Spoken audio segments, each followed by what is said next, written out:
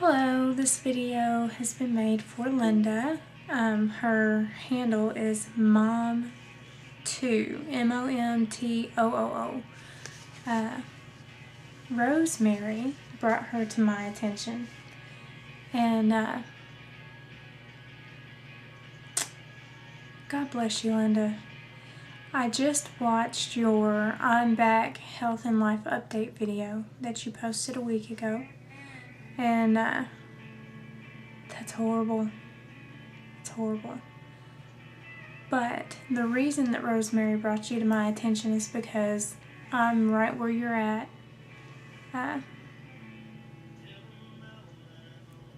Well, it hasn't been that long since I've been where you're at.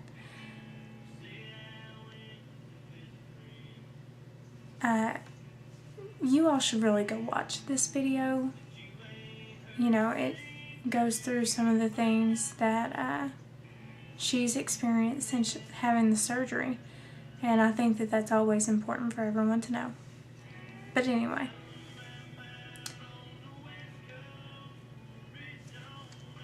please, Linda, don't give up.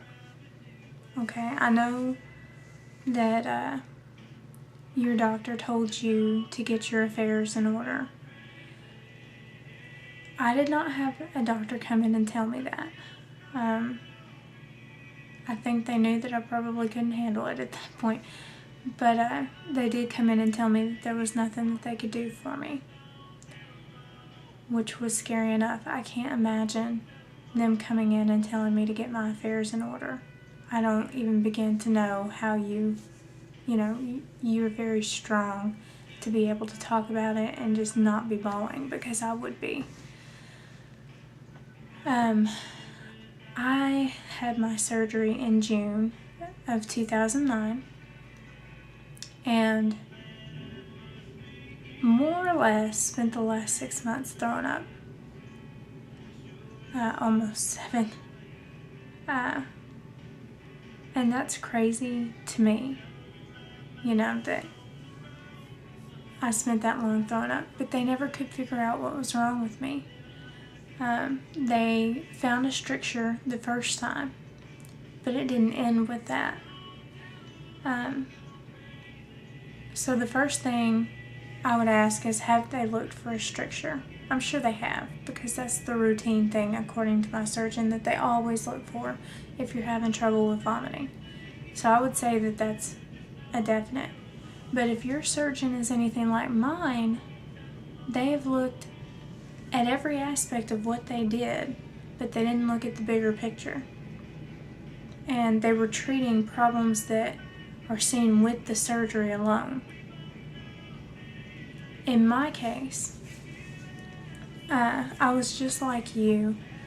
I had the vitamin deficiencies. I couldn't see. I was doing well to get up and walk around with a walker. I didn't have the strength really to walk much. I did end up being carried sometimes. Thank God that I have a wonderful family and a wonderful fiance who have been here to take care of me, and I'm so sorry that you're alone.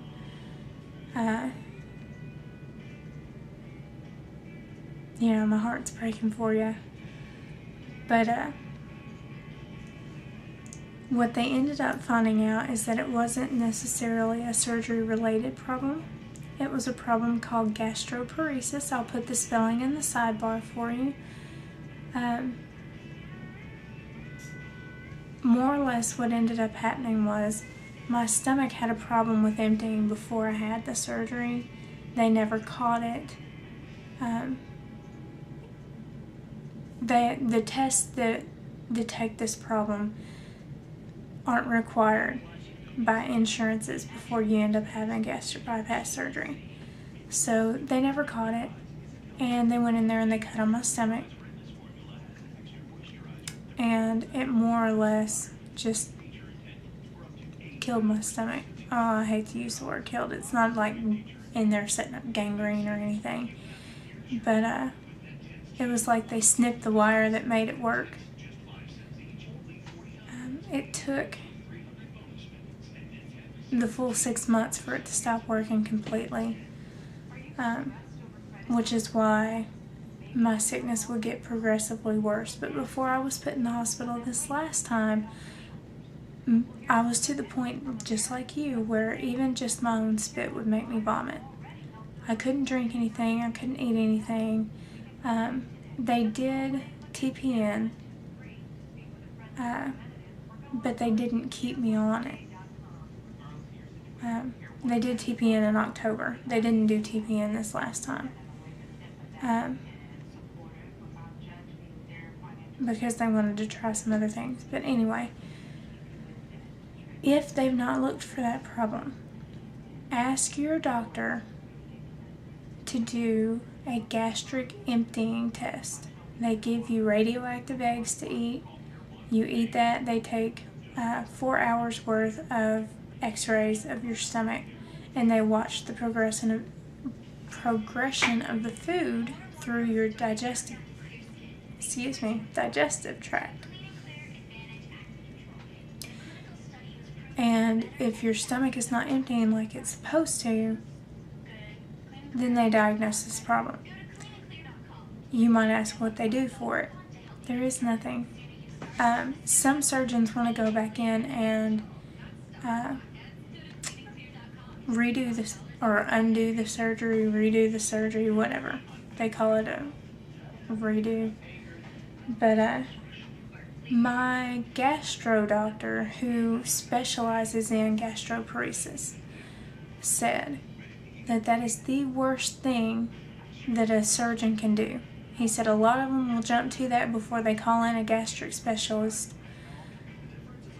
In my case, I was lucky, and my doctor said, let's let this guy look at you first. If that doesn't work, then, we'll go in and do surgery again. But there's a medicine that you get from Canada. It's called Domperidone. I'll also put it in the sidebar. It's little bitty pills, like no bigger than, I'd say they're smaller than a Claritin, if you're familiar with Claritin, or they might be the same size.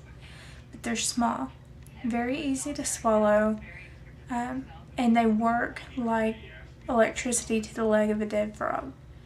I take them, and my stomach works. And from the day the morning after I started taking them, because I started taking them at dinner time, the morning after, I stopped puking, and I've not puked since then. I've kept all my food down. My levels are coming back up to normal. Granted, I'm taking an ungodly amount of vitamins, and, but I'm able to eat now, and my body absorbs the food. It's just, my body didn't absorb anything because I was puking, and because nothing ever made it into the intestines to be absorbed. It just went to the stomach and came back out. So, I wanted you to know that you're not alone. If you ever need to talk, feel free to message me. And I sincerely hope that things are going better for you soon. I'll talk to you later, girl. Bye.